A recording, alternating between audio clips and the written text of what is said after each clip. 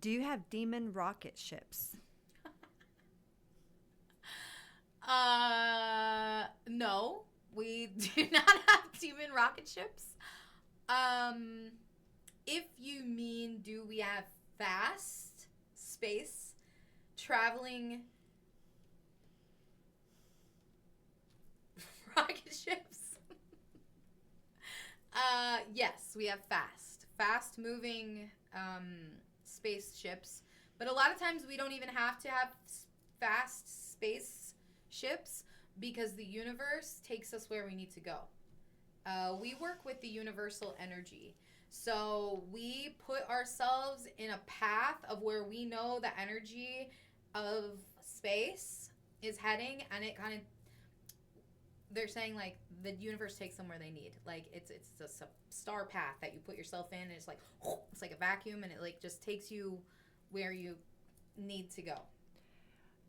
Okay, so they're showing me the I love their comparisons. They're showing me the scene in Nemo when they're riding the wave to Australia, to Sydney. They're riding that wave with the turtles. Mm-hmm. Okay. Yeah. And then they say at a certain point you have to like jump out and get to where you need. That's what they're showing me. Like it's something that takes you. They ride with space. They use space to their advantage. That's how they conserve energy. That's how they're saying so much more advanced than human society because we have been around for longer. So we work with the energy that is around us. Okay. I know there was another question that is very relative to what we just spoke about. Is that their quickest way to travel space? Like, is that their most favorite way? Is that the only way to travel? No. Once you jump out of the wave that you're in, the tunnel that you're in, then you can maneuver to sort of the next one you want to go to. You can learn how to like hop planetary suspensions or dimensions. Like they're also showing me like their ship will tell them what properties the planets and the soul the energy that they're in, like the space part they're in. I do not know how to describe this. Okay, they're showing me like their ship is in tune with what's going on around them in the solar system. So it can be programmed to travel in whatever way it needs to adapt to the system around it. So, is it true that outer space, has no oxygen? Correct. Okay. There are pockets. Like, Earth is not the only planet that has oxygen. There are other planets that have oxygen. It's just your human people that may not have found them yet. But there are pockets of oxygen. Floating in outer space? Yes, and you would like to stay away from them. I appreciate that. I mean, I don't see myself going up there anytime soon, but and then it's really cold up there. It's not a good time if you hit one of those. Not a good time. So what would happen if you did? Like he's showing me the ship like spinning all around or like being blown back. Like there are certain energies in space that you have to stay away from because there's certain things that you can't work with. Would it destroy their ship or just take them for kind of like if you're in an airplane, it hits turbulence and no, stuff? They're showing me like an air pocket, like it would like blow you back or blow you like. Would it destroy their anything? It would cause damage. Okay, it would cause damage. It would cause damage. It's saying they are saying it wouldn't kill us or disable us, but it would definitely cause damage. How would they fix that damage? Would they have to like go outside their ship and like fix it like astronauts would? Or no, our ships are like your human bodies. They're self-repairable. If you give it enough tender love and care and treat it with kindness, it will eventually repair itself in the right way. Oh my God, this is amazing information. So cool.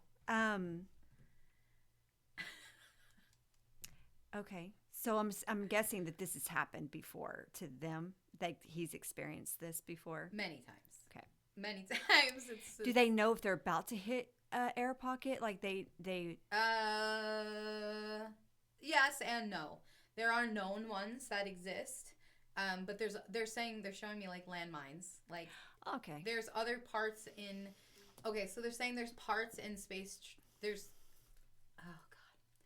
There's certain parts of the wherever they are that are known to have all of those oxygen pockets or whatever. So we try to avoid those, right? But if you are traveling in one of those known systems, you have to be very aware because they will come out of nowhere.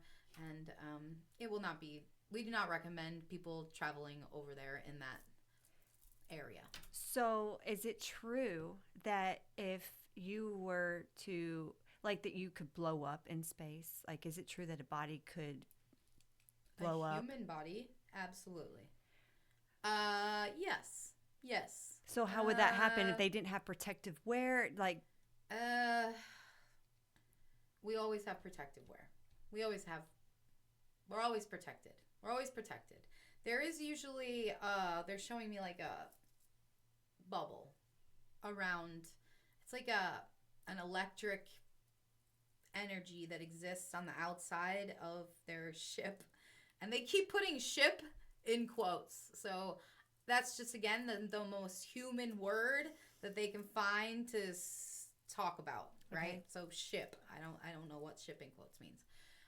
But there's there's an electric sort of force field around them to keep them safe. We don't travel dangerously. is it like sub-zero, like, temperature in space? Like, is it very, very cold in space? Yes. And no. They're saying like the emptiness in space, it's, if that's what you were talking about, yes. But there are also planets that do not hold these sort of energies. So I am a planet traveler.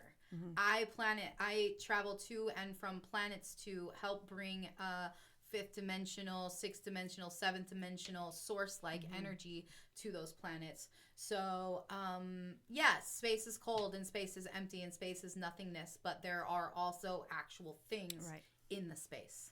Okay. Well, that was cool. That's a lot of good information.